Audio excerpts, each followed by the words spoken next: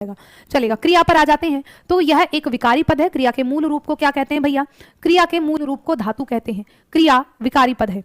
तो जो शब्द किसी घटना के होने या करने का ज्ञान कराते हैं उन्हें क्रिया कहते हैं। मूल धातु में ना प्रत्यय जोड़कर सामान्य क्रिया का निर्माण किया जाता है। पढ़ और ना पढ़ना, लिख और ना लिखना आपका हो जाता है। ठीक है, तो मूल धातु में ना प्रत्यय जोड़ोगे क्रिया आपकी बन जाएगी। क्रिया के भेद हम दो प्रकार से करते हैं सामान्य रूप से। वैसे तो बहुत से लोगों ने कई प्रकार से किए हैं, लेकिन परीक्षाओं में जो हमारा पूछा जाता है हमें वो पढ़ना है। कर्म के आधार पर और प्रयोग के आधार पर। ये जो कर्म है इसी को रचना के आधार पर या बनावट के आधार पर भी इसी में विभक्त करते हैं, और प्रयोग के आधार पर हम सामान्य रूप से 5 प्रकार की क्रिया पढ़ते हैं। कर्म के आधार पर 2 हो गए, सकर्मक और अकर्मक। मुझे लगता है आप प्रयोग के आधार पर तो क्रिया पहचान लोगे, लेकिन सकर्मक और अकर्मक में आप गड़बड़ कर देते हो, है ना। सकर्मक और अकर्मक में दिक्कत हो जाती है, कितना ही पढ़ लो लेकिन फिर भूल जाते हैं। मैम 5 मिनट का ब्रेक दे दो। ठीक है, जाओ, मैं पढ़ा रही हूँ, तुम इतना ब्रेक कर लो। ठीक है, 5 मिनट में बहुत सारा नुकसान हो जाएगा। सकर्मक और अकर्मक। ठीक है, तो सकर्मक जिसमें कर्म विद्यमान हो, जिसमें कर्म होगा वो सकर्मक, जिसमें कर्म नहीं होगा वो अकर्मक। तो सकर्मक और अकर्मक की तरफ बढ़ते हैं। तो सकर्मक में कर्म आपका होना चाहिए, और आप जानते हैं कर्म का को कारक चिन्ह होता है, या फिर कई बार आपको शून्य कारक चिन्ह भी नजर आएगा, उसमें कोई चिन्ह नहीं होता है ना। जैसे मैंने कहा वह पुस्तक पढ़ता है ना, वह पुस्तक पढ़ता है ना। वह, या माँ बच्चे को खाना खिलाती है, माँ बच्चे को खाना खिलाती है। अब आप देख रहे हैं कि यहां पर आपका एक जगह तो पुस्तक अपने आप में कर्म है, लेकिन को कारक चिन्ह यहां पर नहीं है, शून्य लुप्त है ना। और यहां पर आपको दिख रहा है को कारक चिन्ह है, तो यानी कि कई बार को कारक चिन्ह दिख भी जाता है, कई बार नहीं भी दिखता है। तो सबसे पहली बात तो आपके लिए ये आसान है कि अगर आपको को कारक चिन्ह दिख गया तो सकर्मक है, नहीं भी दिखा तो पहचान कैसे करोगे, वो मेरे ऊपर छोड़ दो। तो जिन क्रियाओं का प्रभाव या फल कर्ता को छोड़कर किस पर पड़ रहा है? कर्म पर। कहते हैं ना कृतम अवश्यमेव कर्तव्यम, अवश्य ही कर्म आपको करना चाहिए। कृतम कर्म शुभाशुभम, है ना। अवश्यमेव भोक्तव्यम कृतम कर्म शुभाशुभम, कि आपको अपने कर्मों का फल भोगना पड़ेगा, चाहे शुभ हो या अशुभ कर्म हो। तो कर्म का फल आपको भोगना पड़ेगा, कर्ता को भोगना पड़ेगा। तो यहाँ पर लेकिन इन्होंने क्या कह दिया? कर्ता को छोड़कर कर्म ही अपने आप भुगतेगा, यानी कि कर्म पर इसका प्रभाव पड़ेगा, तो उन्हें सकर्मक कहते हैं। अथवा जिसमें कर्म विद्यमान। दो चीजें, 2 प्रश्न याद करना, एक तो क्या और एक किसको। केवल इन 2 चीजों को अपने दिमाग में आप रखना। इन 2 से आप आसानी से कर्मक सकर्मक की भी पहचान कर सकते हो और अकर्मक क्रिया दोनों की पहचान कर सकते हो। ठीक है, इन दोनों से आप दोनों की पहचान कर सकते हो। अब आप देखें जैसे सकर्मक क्रिया, तो कर्म जिन क्रियाओं का प्रभाव फल कर्ता को छोड़कर कर्म पर पड़ता है उन्हें हम क्या कह रहे हैं? सकर्मक, है ना। पाठ पढ़ाता है तो क्रिया से प्रश्न करना है आपको, क्या से क्या पढ़ाता है, उत्तर आ गया पाठ, है ना। उत्तर मिल गया तो क्रिया सकर्मक, उत्तर नहीं मिला तो क्रिया अकर्मक, क्योंकि क्रिया का फल कर्म पर पड़ना जरूरी है। क्या पढ़ता है? पाठ पढ़ता है। कौन पढ़ता है? तब मिलता है अध्यापक। तो कौन से प्रश्न करोगे तभी तो अध्यापक उत्तर मिलेगा। लेकिन मैंने तो क्या कहा है आपको, केवल क्या या किसको से करना है प्रश्न, है ना। अगर कर्म आपका निर्जीव है तो क्या से प्रश्न करो, और अगर कर्म आपका सजीव है तो किसको से प्रश्न करना है। ठीक है, आगे देखें पहचान। क्रिया से सजीव वस्तु के लिए किसे या किसको से प्रश्न किया जाता है, और निर्जीव वस्तु के लिए क्या से प्रश्न करने पर जो उत्तर मिलता है वही कर्म है।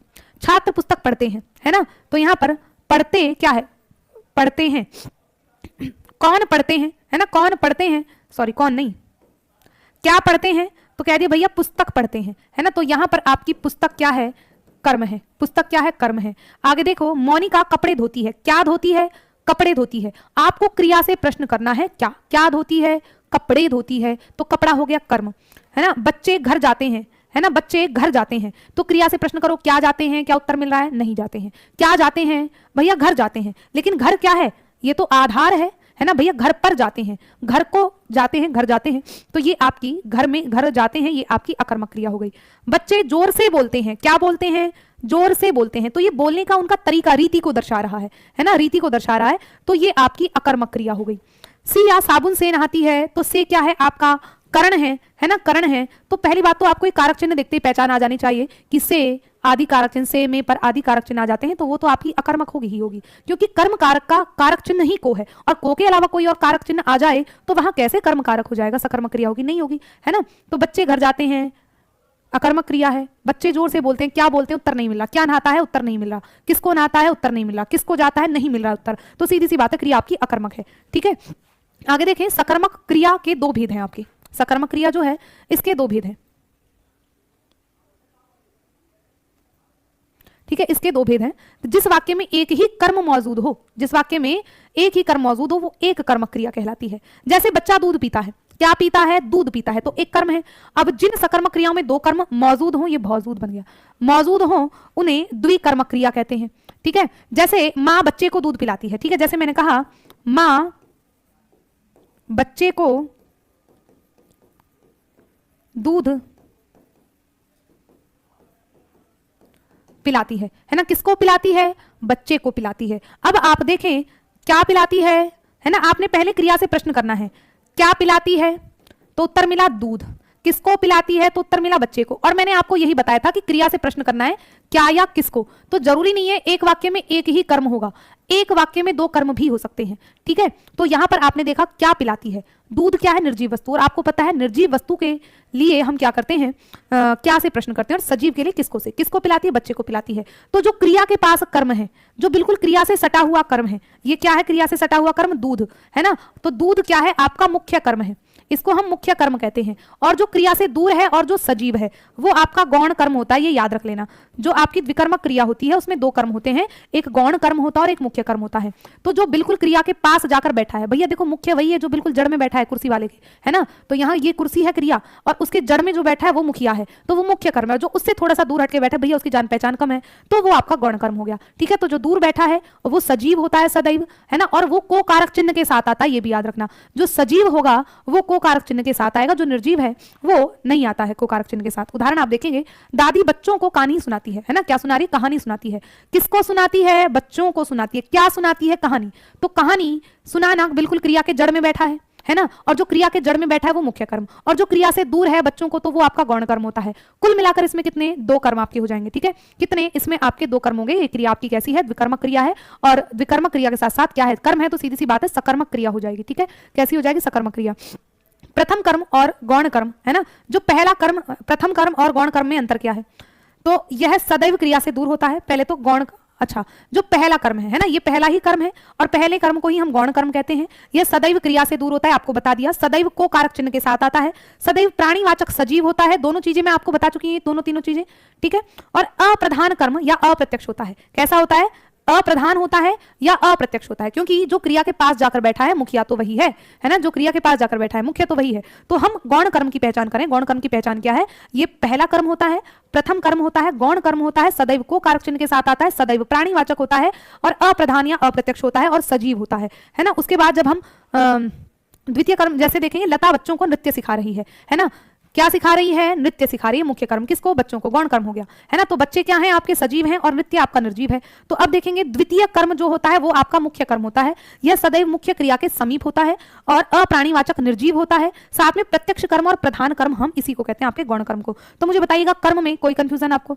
आराम से गौण कर्म यानी कि द्विकर्मक क्रिया को पहचान लोगे। ठीक है, द्विकर्मक क्रिया बहुत अच्छे से आप पहचान लोगे, मुझे पता है, उम्मीद है। चलिएगा, अब जैसे एक प्रश्न है कि मैं लड़के को वेद पढ़ाता हूं, इस वाक्य में कितने कर्म है? बताओ जल्दी। मैं लड़के को वेद पढ़ाता हूं, इस वाक्य में कितने कर्म है? 1 2 3, जल्दी से ABCD।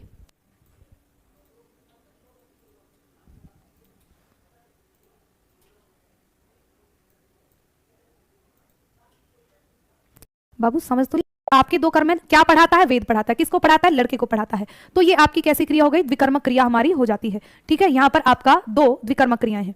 नेक्स्ट चलते हैं, अकर्मक क्रिया की बात कर लेते हैं। तो अकर्मक क्रिया क्या होती है? जिसमें कर्म की प्रधानता नहीं होती तथा क्रिया का प्रभाव कर्म पर न पड़कर कर्ता पर पड़ता है। सीधी सी बात यह है कि क्रिया का प्रभाव किस पर पड़ता है? कर्ता पर पड़ता है, कर्म पर नहीं पड़ता। क्रिया का प्रभाव कर्ता पर पड़ता है, कर्म पर नहीं पड़ता, उसे अकर्मक क्रिया कहते हैं। अर्थात जहां कर्म की आवश्यकता ही नहीं है वो आपकी अकर्मक क्रिया हो गई। तो बच्चा रोता है, क्या रोता है? उत्तर मिला क्या? नहीं मिला। लेकिन कौन रोता है? तो क्रिया का प्रभाव सीधे सीधे बच्चे पर जा रहा है, और बच्चा क्या है? करता है। और परिभाषा कह रही कि क्रिया का प्रभाव कर्ता पर ही पड़ेगा, है ना, क्रिया का प्रभाव कर्ता पर ही पड़ेगा, कर्म पर पड़ना ही नहीं है। श्रेया हंसती है ना, तो यहां पर क्या है? हंसना क्या है? क्रिया है। कौन हंस रही है? श्रेया। क्रिया का प्रभाव कर्ता पर पड़ रहा है। छाया तेज हंसती है भैया, हंसना, और हंसने पर भी आपका क्या? तेज हंसना। तो हंसती है, तेज तो रीति को दर्शा रहा है, अव्यय है आपका, है ना। तो हंसती है कौन? छाया। क्रिया का प्रभाव छाया पर पड़ रहा है। बच्चा कमरे में रोता है, ठीक है, बच्चा कमरे में रोता है, तो रोना क्या है? आपकी क्रिया है। कहां रोता है? कमरे में रोता है। तो यहां कमरा क्या है? आधार है। क्रिया जहां पर की जा रही है वो आपका आधार होता है। तो बच्चा कमरे में रोता है, बच्चा, क्रिया का प्रभाव बच्चे पर पड़ रहा है, कमरा तो आधार है, कर्म है ही नहीं, तो ये क्रिया सब आपकी अकर्मक है। ठीक है, आगे देखेंगे, कुछ अकर्मक क्रियाएं आप देखेंगे ये सब अकर्मक ही है। देखो सोना, रोना, डरना, कूदना, रूठना, मनाना, शर्माना, चिल्लाना, उठना, बैठना, हंसना, जोड़ना, घटाना, चीखना, घबराना, ऊँघना, मरना, मुस्कुराना, जागना, जीना, मरना आदि ये सभी कैसी हैं? अकर्मक क्रियाएं हैं। ठीक है, और हम सभी अकर्मक क्रियाओं को क्या करते हैं? ठीक है, हम सभी अकर्मक क्रियाओं को सकर्मक बना सकते हैं अगर उनको प्रेरणार्थक बना दें। प्रेरणार्थक क्रिया कैसे बनाते हैं? मैंने कहा रोना तो बन जाए रुलाना, मैंने कहा डरना तो कह दे डराना, है ना। मैंने कहा मुझे डर लग रहा है तो डर अपने आप में अकर्मक क्रिया है। मैंने कहा मैं बच्चे को डरा रहा हूं, है ना, कि वह बच्चे को डरा रही है, तो किसको? बच्चे को डराना, तो डराना अपने आप में प्रेरणा होगी। जब आप किसी को दूसरे कार्य के लिए प्रेरित करते हो तो वो आपकी अकर्मक क्रिया से सकर्मक बन जाती है, प्रेरणार्थक क्रिया। तो किसी भी अकर्मक क्रिया को, है ना, याद रखेंगे कि किसी भी अकर्मक क्रिया का प्रेरणार्थक रूप बनाकर उनको सकर्मक क्रिया बनाया जा सकता है।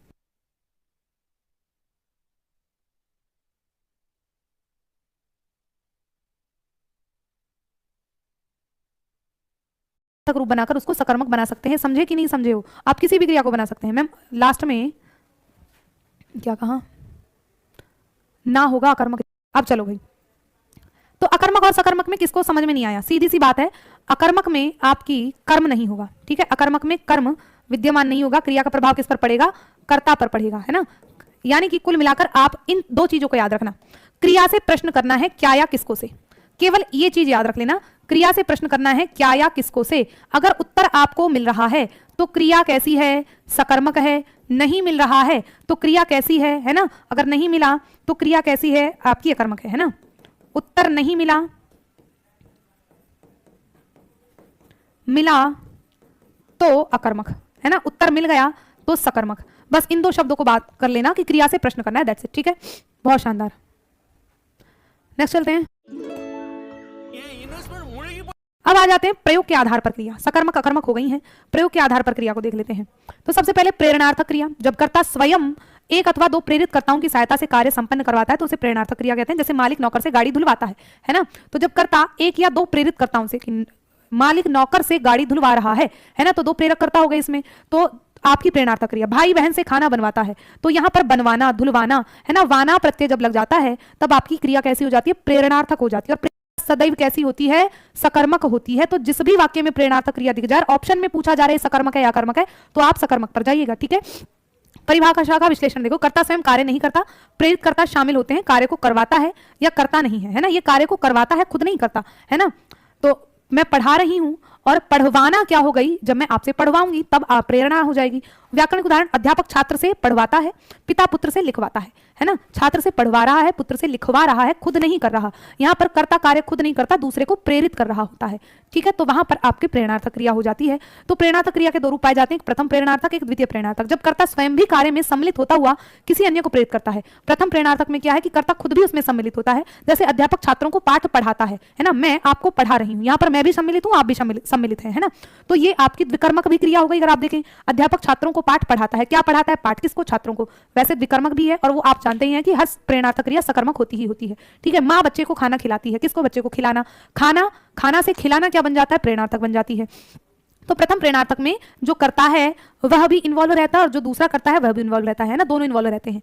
आगे देखेंगे द्वितीय प्रेरणार्थक, जब कर्ता स्वयं कार्य नहीं करता, किसी दूसरे को कार्य करने की प्रेरणा देता है तो उसे द्वितीय प्रेरणार्थक कहते हैं। और उसमें हम वाना प्रत्यय जोड़ते हैं, है ना। इसमें क्या है? आपका आना प्रत्यय जुड़ रहा है, खिलाना, खिलाती है ना, ये प्रत्यय जुड़ता है और इसमें वाना प्रत्यय जुड़ता है। अध्यापक बच्चों से पाठ पढ़वाता है, सीता लक्ष्मी से खाना बनवाती है, तो सभी प्रेरणार्थक क्रियाएं आपकी सकर्मक होंगी, ये आप समझ लीजिएगा। ठीक है, सभी प्रेरणार्थक क्रियाएं हमारी सकर्मक हो जाएंगी। ठीक है, बहुत शानदार। नेक्स्ट चलते हैं आगे। प्रेरणार्थक क्रिया बनाने के नियम आपको बता दूं कि मूल धातु के अंत में आ जोड़ने से प्रथम प्रेरणार्थक क्रिया तथा वा जोड़ने से द्वितीय प्रेरणार्थक बनती है। देखो, मूल धातु है आपकी चल, उसमें ना जोड़ने से आपकी सामान्य क्रिया बन जाती है क्या? चलना, है ना। मूल धातु में आपने ना जोड़ा तो आपकी सामान्य क्रिया बन गई चलना।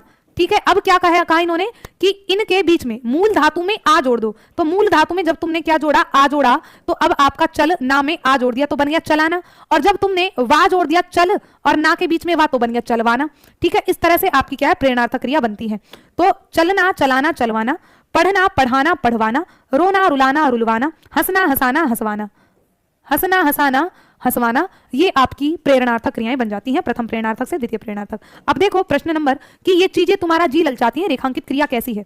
ये चीजें तुम्हारा जी ललचाती हैं, ये संयुक्त है, द्विकर्मक है, अकर्मक है या सकर्मक है? बताओ। बहुत शानदार। क्या ललचाती है?